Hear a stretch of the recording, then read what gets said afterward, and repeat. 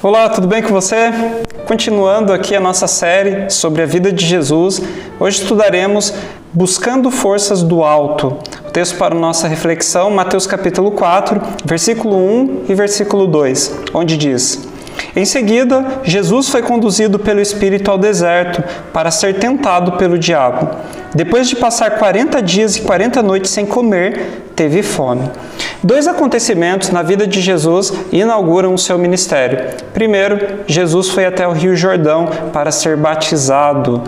Foi revelado para João que ele seria aquele que prepararia o caminho para o Messias, para o Salvador. E foi anunciado para João Batista também que ele reconheceria aquele que seria o Salvador. O Salvador iria até ele para pedir para que fosse batizado por ele. Quando Jesus se aproxima de João, logo João vê algo diferente em Jesus. E João Batista reconheceu em Jesus alguém diferente.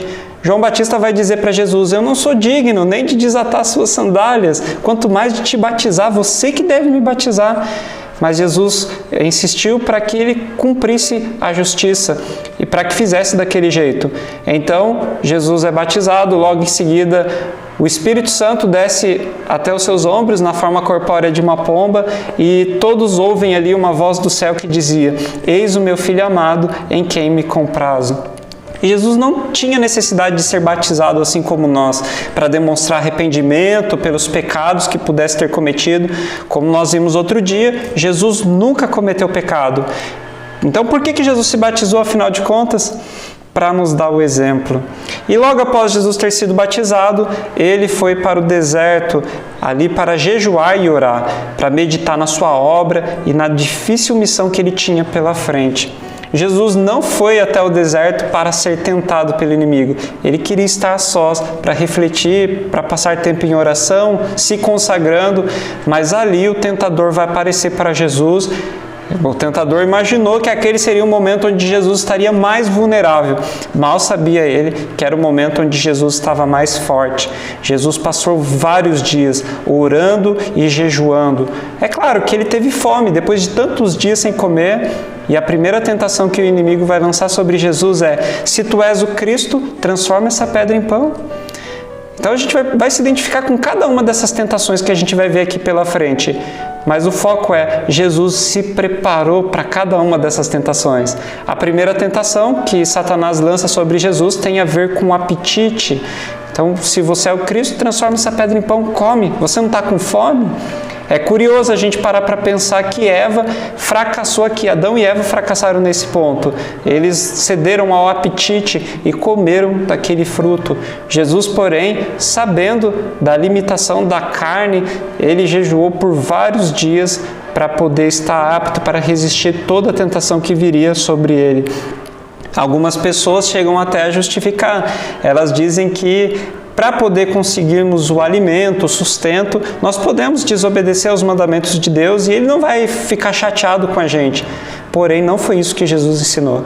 Jesus deixou muito claro para Satanás e para nós também que vale mais a pena obedecer a Deus do que alimentar a carne e saciar a fome.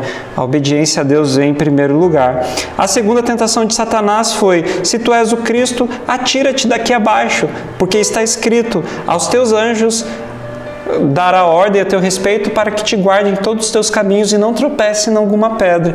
Então veja, na segunda tentação algo curioso acontece. O Satanás usa a própria Bíblia para tentar Jesus. E ele vai dizer: olha, você não é o Filho de Deus? Lança daqui abaixo. Você não confia em Deus? Ele não vai te proteger? Bom, querido, Deus não deseja que a gente se coloque numa situação de perigo. Deus não espera também que a gente vá até um lugar onde Ele não disse para a gente ir. A resposta de Jesus deixa isso muito claro. Jesus vai dizer: está escrito também, não tentarás o Senhor teu Deus. Nós não devemos nos colocar numa situação de perigo, onde a gente pode acabar sendo lesado, prejudicado pelo inimigo. E a terceira tentação, Satanás leva Jesus para um lugar muito alto e vai dizer: tudo isso te darei, se você se prostrar e me adorar. Essa tentação tem que ver com a cobiça, por aquilo que é belo. Satanás mostrou para Jesus as coisas mais lindas que existiam nesse mundo. E ele se apresentou como o príncipe desse mundo. E de fato ele era por usurpação. Ele tomou aquilo que pertencia a Adão e Eva no princípio. Porém, o que ele não esperava aconteceu. Jesus viu através daquelas maravilhas que eles estavam mostrando para Jesus. Jesus conseguiu enxergar a devassidão do pecado e também o que aconteceria se ele naquele momento fraquejasse. Se Jesus fraquejasse naquela terceira tentação, nós estaríamos todos perdidos, nós não poderíamos ser salvos por ele.